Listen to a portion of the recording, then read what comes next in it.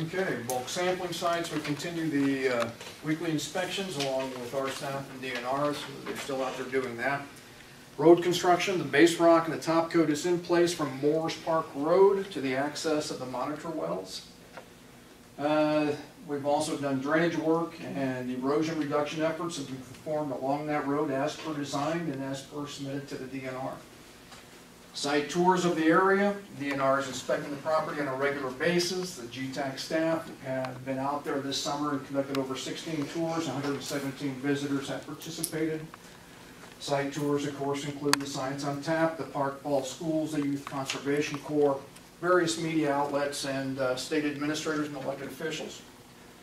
On the fieldwork side, the plant animal cataloging, wetland area, or the wet area delineations, the archaeological classifications, and all data collection had continued on the site until about mid-August of 2014. Road access and improvements continued also until about mid-August of 2014. As far as the community involvements and investments, the Gtac had participated in the Heritage Day Parade by submitting a float, as well as sponsoring various activities associated with summer events in the area. So that's essentially the update since the July meeting. So we didn't have one in August, but this will carry us in through August and to where we are today. So which studies have been completed? Actually, we haven't completed them all. The wetland delineations are well over 90%. We got to the point where we had a change in vegetation and growth and activities. Summer was coming to an end. It didn't make sense for us to continue spending money that would maybe not go toward the right areas for the project. We also had the hydrologic model. We would do the pump and drawdown test, had to be performed in October, and we weren't going to make that deadline. So it didn't make sense to continue spending it, putting in the roads, putting in the drill sites, drilling the holes, if you're not going to make the deadlines as far as when you can have it drawn down, do the test work, and do the pumping on it. So with that in mind, it was essentially trying to put 8 pounds of potatoes into a 5-pound sack, and we were probably a little more ambitious in trying to get more done this summer. We stopped the progress, essentially to step back and start looking at our options. One of the things that is required by state law is that we have to either avoid wetlands, minimize the effects of wetlands, and of course the mitigation of them.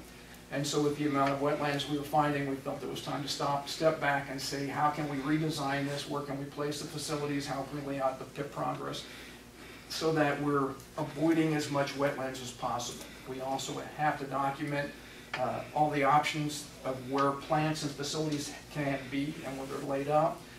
So at this time as well, with this information we had, it was sufficient enough for us to stop and say, okay, maybe that isn't the right location, maybe this is a better location. So that's what we're reviewing and doing now.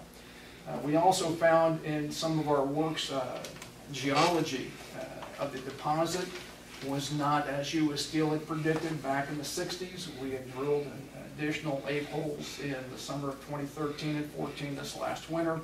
And with that information, we identified some areas, faulting, thrusting, various geologic activities, in which if we used the U.S. Steel legacy data, we would have located our hydrology monitoring wells.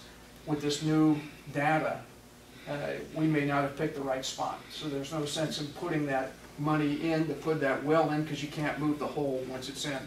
So it made more sense for us to stop, sit back, reevaluate our geology. Where would the holes better fit to give a better picture for the hydrologic model? So in a nutshell, that's kind of what we've done is pulled it in. There's no sense spending the money now.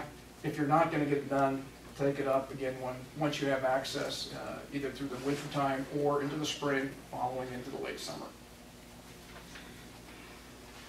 Once the roads freeze up, Bill, then you're going to proceed a little more? Ground freezes so you can get in for some more monitoring wells?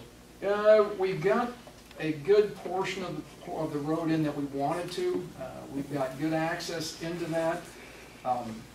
If we're waiting for the winter, that was probably for naught. If you're going to do it in the early spring and early summer, That area now has been taken care of and been re-armored, has a drainage plan to it, and so we've got all the issues that are covered. So will there be some more? It's hard to say. We may come up with a few more areas we'd like to address this winter as we look over the maps and the wetland delineation work that's been done. But in general, that was our primary goal, was to get that part of it in, so we had access from the Moores Park side.